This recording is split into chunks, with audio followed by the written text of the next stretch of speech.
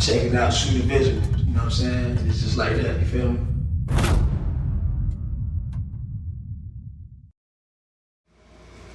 So let's get to your senior year, man.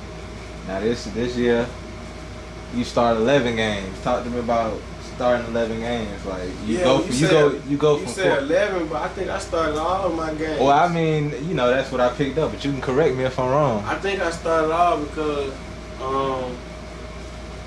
that guy that day, Jalen Warren, he was a great running back as well. He transferred to Oregon State. I don't know how he's doing now, but he was a big, hard, tough runner, pound for pound guy. You know them Hawaiians, maybe mixed, Samoan and black. Okay, yeah. Yeah, so he's tough as nails. Them different breeds. Yeah, he's tough as nails. Chest hard, like they don't feel nothing, and they love collision. But he was a great running back. He was also the #1. Matter of fact, I'm finna tell you this man's stats. I think he was the #1 running back coming out of Division II college. He's the #1 running back. Man, I think this dude in the state of Utah, he's the #1 running back in the state of Utah history. He rushed over 4,000. For high school? Yeah, he rushed over 4,000 yards. And I think that was in one season. It was like, it's some crazy. He had some crazy stats. But football different, but he really was good though. Mm-hmm. So now after me dealing with Darwin Thompson, who was top 35. Now you got to battle a lot with him. Now it's like, boom, he coming in. But when either one of them, I was like, boy, y'all tripping. I'm raw. Like, I ain't studying none of y'all, you feel me? Mm-hmm. But when he came in there, it was like, dang, now it's like, they finna make me compete for the spot like how they made me compete for him. I was like, dang, y'all ain't got no faith in the motherfucker. Like, I solidified myself, man. Let me get it in. But I think I did start on them games. Okay, so did they listen to you though? They was like, well, you did play good, or did you have to battle again for your position? What was crazy about that situation? Cause when we had got a new head coach, Coach Anderson, and we got a lot of defensive coaches and offensive coaches, but we didn't get a running back coach. They changed my running back coach was the coach who was the linebacker coach last year. And it was his first time coaching running back.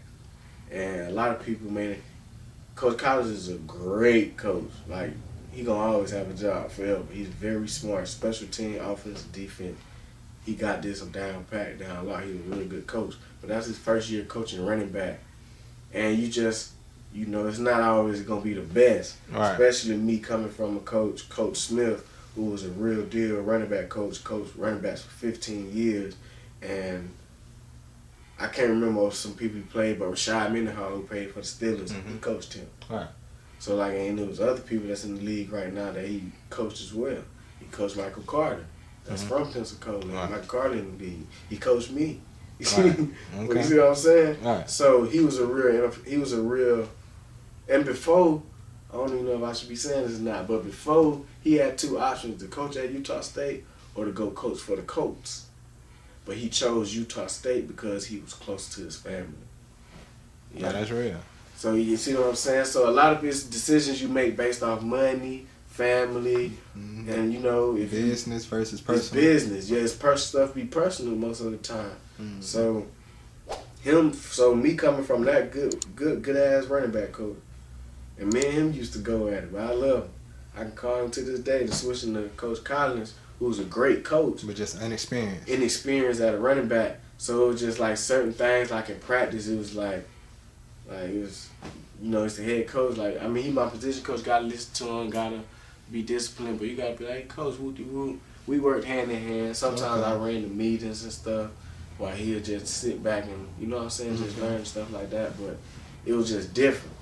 And then your whole old line, red shirt sophomore, even though they got to play, or they got to play a couple games because we were blowing teams out last year, right. And they had the new rule where you could play 3 games and still red shirt. Okay, yeah. Yeah, so they had 3 games when they was in the game, but now it's for real. Okay. Like, y'all boys better tighten up. Y'all in the trenches now. Yeah, you boys coming for you. Okay. So you say the Jordan Love hype started your junior year, middle of the junior year. It's your senior year now, and y'all playing. You still having a pretty good year. Team having a pretty good year. Yep. So I know the hype is getting more and more. Like, Did he bring out, like, I know situations like that, you know, they bring out more scouts to the game, so it's more people getting drafted on y'all team, stuff like that. Did you get a sense of that? As far as people scouts, you don't never really see scouts come to the games. You just hear they was there. You'll hear they come, but most of the time they come to practice. That's when scouts come the most, at practice. Okay. They already know you're gonna perform. That before they even check you out, they know who you are. It's just like the government. Okay. They know who you are. Like, they ain't coming unless they did that. Yeah, they don't. Okay. They don't come for no reason. Okay. And then they know exactly what they looking for. And then let's see who else happen to stand out. So they mostly come during practice. But did you see that change from your junior to the sophomore year? Or, you know? I ain't gonna lie, it was always scouts because every year we had guys going to the league. Okay. We always had guys going to the league. Yeah. So yeah, and they starting in the league, like Nick Vigil, Zach Vigil, who else? Those are linebackers. Them the ones I can name off the top of my head. We got a couple of them. I know, yeah. Kyler Fackrell, he's a linebacker as well. Like, we got some people in the league Bobby Wagner. You know. Okay, I didn't even know he was from there. Yeah. But those three people I named, I played with two of them. I played with Nick Vigil and Kyler Fackrell. Mm-hmm. They both first rounds. Well, I think he went first round, and then Westcaller went this next pick in the second round. Okay. Yeah, that shit was tight. Okay. Yeah, y'all got, Utah State specialty is you played, George Love was there. Y'all got a lot of draft picks. Yeah.